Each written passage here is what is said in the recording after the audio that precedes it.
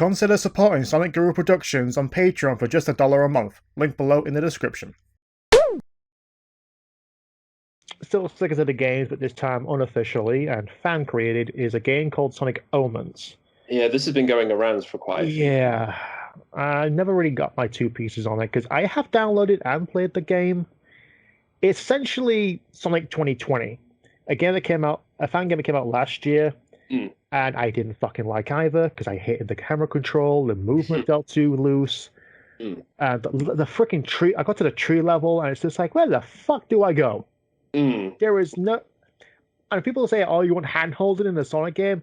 No, I'd rather have a fucking direction to go. I don't need an arrow. I just need holding the level naturally showing you where you need to go, or that because that's what good level design is, folks. You know, the level showcases you what you need to do and where to go.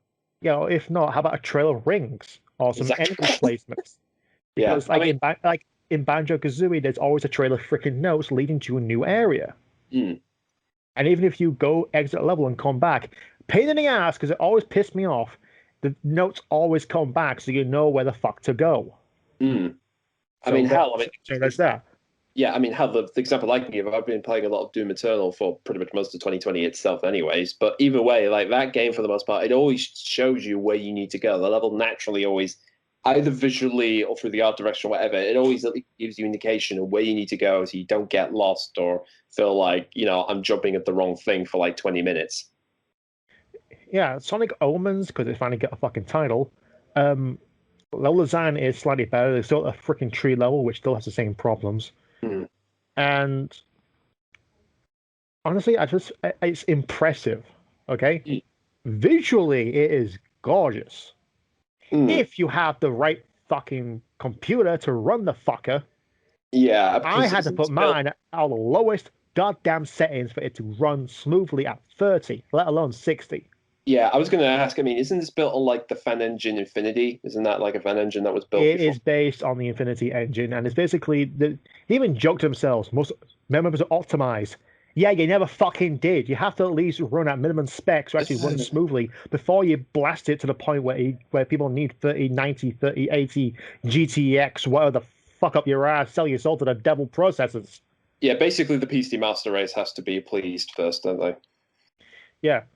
And also, no offense to the voice actors. No, I mean this in no offense whatsoever, but good God, the delivery's poor. Mm. Yeah, I did hear that. Got for Sonic, not bad, pretty good. Got for Tails, could you sound any more bored? Like Christ.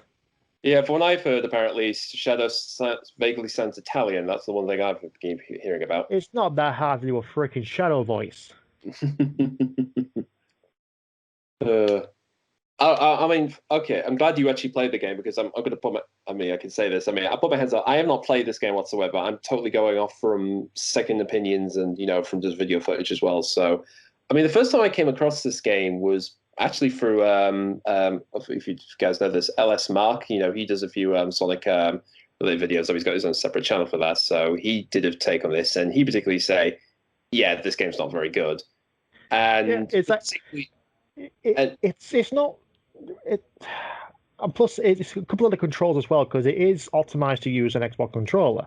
Mm. So, maybe because we're so used to the idea of pressing X to boost. Why the fuck is it the right trigger? Mm. Also, why do I need a separate trigger to aim shit?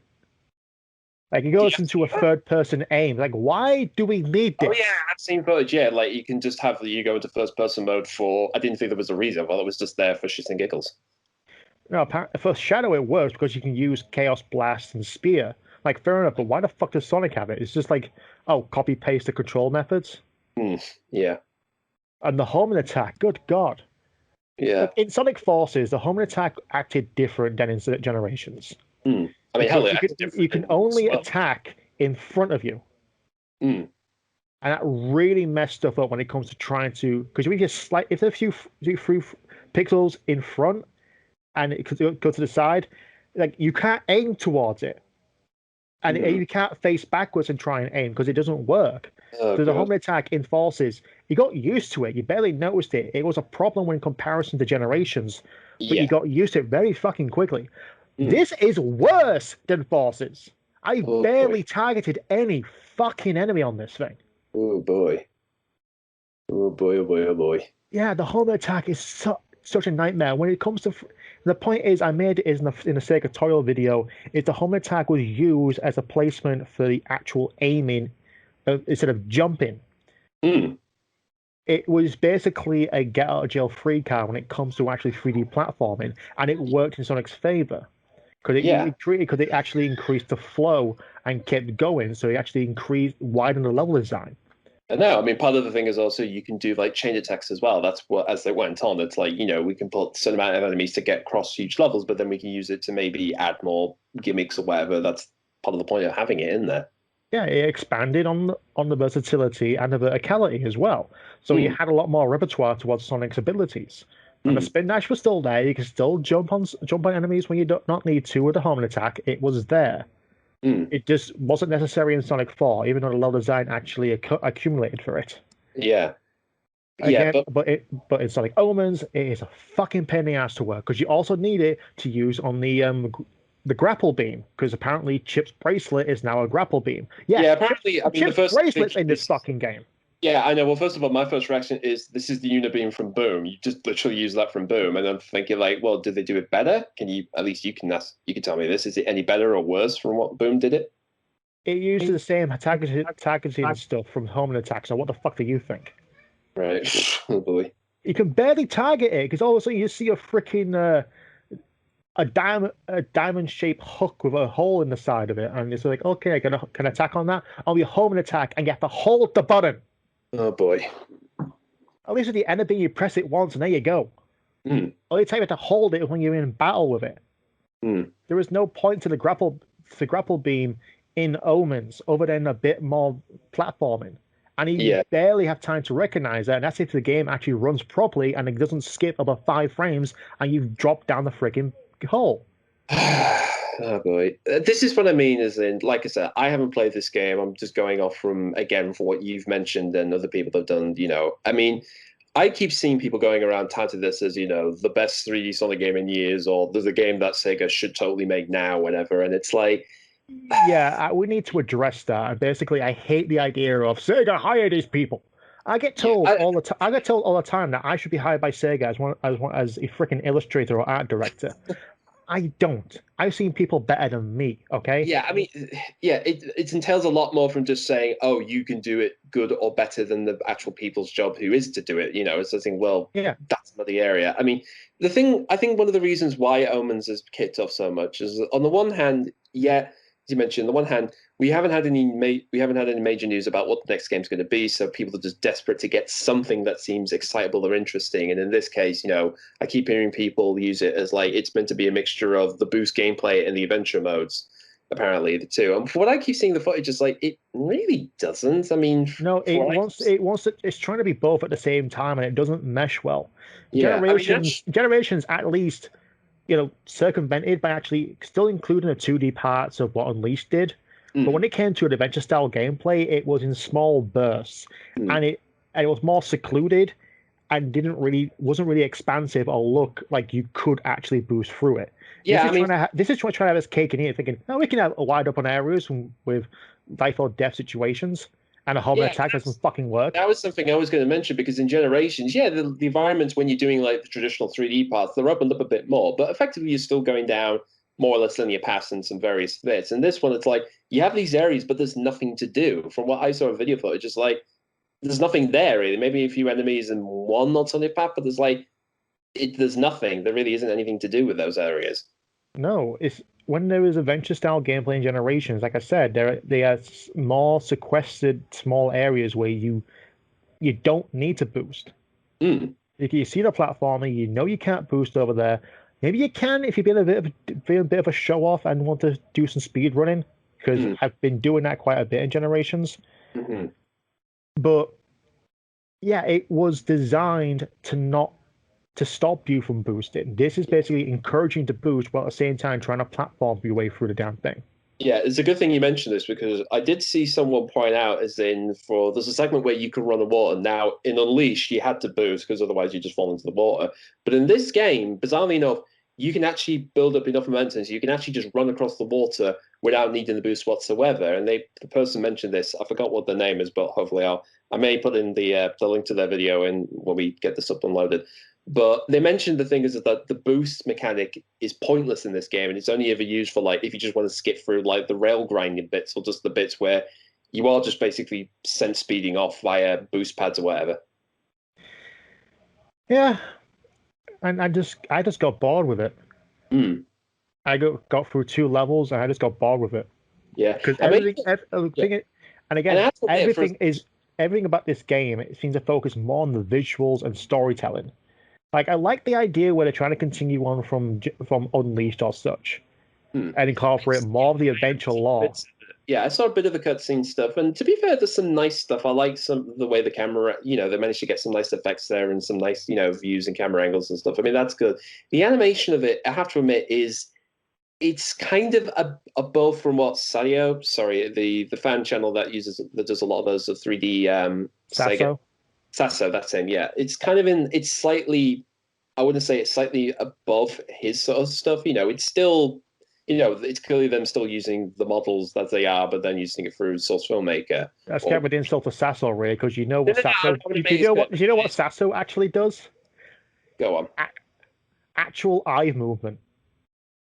Yes, that's true. Also, No, actual this is what I proper mean. This is lip what I mean. syncing.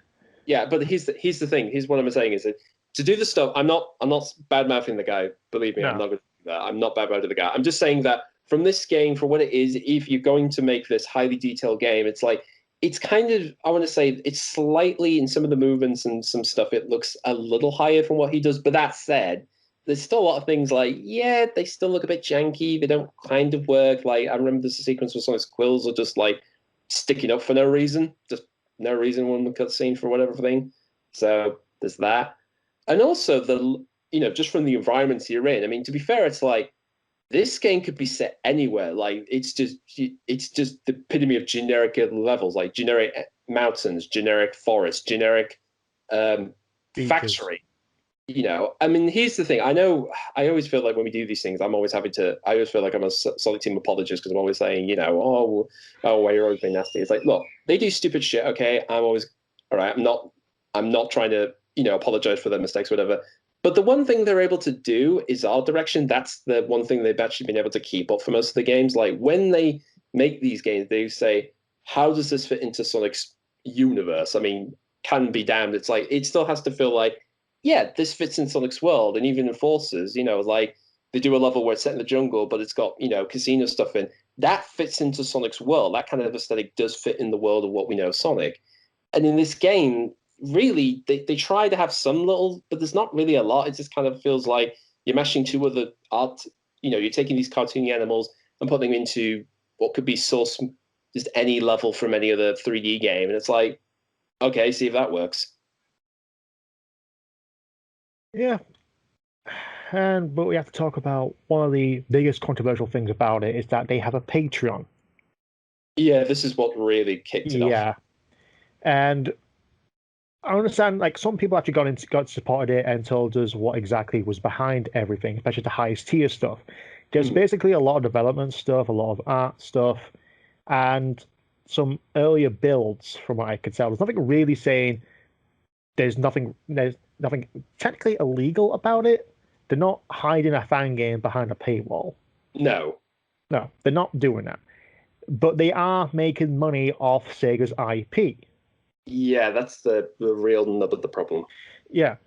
So I know there's people would say, oh, what about people who do fan fictions or like myself who get commissions for fan art or fan movies and animations? It's like, yeah, that's kind of in a gray area, but at the same time, Sega's not really threatened by that.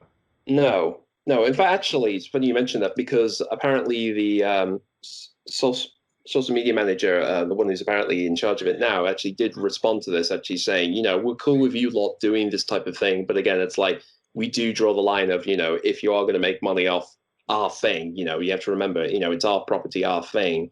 yes, you can make artwork. Yes, you can do whatever. You can use it as a jumping off point, but it's like you can't use it as a career thing unless you work with Sega. Yeah. So when it comes to fan art and fan animation, it's fine because Sega's not really threatened by that. They've got if they try to make your own fan, because not to mention it's also the actual effort that goes into it. Yeah, me charging at least $30 to $40 per artwork is a bit ludicrous, but when it comes to when I'm making like doing artwork for original characters, it's the effort and labor that goes into the artwork that it covers the cost. Yeah. This is Sega's IP, Sega's characters, Sega's locations, and Sega's music. And you're making money off it. As soon as you're making money off a fan game, something that Sega has the rights to, because that's what Sonic can always will be. Yes, it has comics. Yes, it has a movie. Yes, it has animations and music. But the actual video game licensing is what Sonic is known for. Yeah, that's their brand. As soon as you make money off a fan game, it's no longer a fan game. It's a bootleg. Yeah. I mean, hell, this is the sort of reason why Nintendo's been so savvy about cutting these type of projects off, left, right, and center. And like you said, this is the last thing we want to do with Sonic, guys. I mean, people have argued for years about the series being irrelevant or whatever. But let's be fair. If anything, we are the ones that have kept this silly thing alive. And the last thing we want to do is to then say, hey, that lifeline that's kept it going all these years, suddenly gets cut off, then, well, that will probably end it more than any people's interest in the series. In fact, recently the BBC's actually put a bit of a stinker about, doing the same thing with Doctor Who, and that's kind of going into the same territory. And like I said, it's like, do you really want that? Because if you do that, that's going to make Doctor Who look worse on its own half. And quite frankly, let's be fair, most of the people who worked on the show in the last couple of years started off doing that stuff. They started off as fans, but then moved on to their own careers. And then through circumstances and partly luck, they're able to get on that show and make it the way they wanted it to. Yeah, Russell T Davies, for example. Russell T Davies, Stephen Moffat, hell, even Chris Chibnall, which, we won't go into that whole argument. But again, they're all fans. They've all loved it at certain ages. They went off and did their own things and were successful in their own right, but then got to work on the show they loved. That's how this stuff works, kids. So, yeah, Sonic Omens, it's probably one of the better 3D fan games. Yeah. Well, right now, bootleg. It is one of the better ones, yes. But honestly, they shouldn't be hire these people because they know what they're doing better than Sonic teams. Like, oh, fuck off. Yeah, I mean, my biggest issue is, again, the other thing is, on the one hand, we haven't had anything for ages, but also because, you think of Mania, all right? Mania happened because, hey, a bunch of fans basically spent a good few years, more or less, re-engineering a way of, like, making a 2D Sonic game to the point where it's like, Sega hired them to port over 1 and 2 effectively in a way that was better than what they intended to, and then realized, why don't we let these guys make a new game? And then obviously they'll be in charge of it, but we'll be behind them, we'll support them, we'll give them the things they need to do, the do's and don'ts, whatever. That's how that game came about. I thought it was because that Christian Whitehead actually wanted to create new zones and pitch Sonic Discovery. It was that, yeah. It was that. It was through, hey, wouldn't it be great to do this? And of course, he did the porting, and then it was through that I think that got them like, you know what, this guy, he's proven himself, so we're actually giving him a chance to make the new 2D Sonic game, and particularly with the 3D Sonic. And I do think one of the problems, again, making a 3D Sonic game is a whole different kettle of fish. And like I said, it is. I've seen so many people do whatever, I've seen people do videos of like forces but better physics and blah blah blah and all that stuff. It's like, yeah, that's fine because you're building on top of something else that's already been done. Unless you were there from the very beginning making this, you don't know what went in to make this work in the first place. That's a whole different aspect. And like I said, with Omens, yeah, they totally did it their own way, but I think the attitude of people, again, feel like, well, Mania proved fans can make a better game than Sonic Team themselves, but it's like, it's a fine line. There's a fine line, and you have to realize there are the real world of making video games. There's a lot of things you have to consider, a lot of things you may have to cut out or not use in the end. That's the real world of it, folks. That's if you're going to do that, if you're going to work in the industry and make a proper Sonic game, you have to bear that stuff in mind.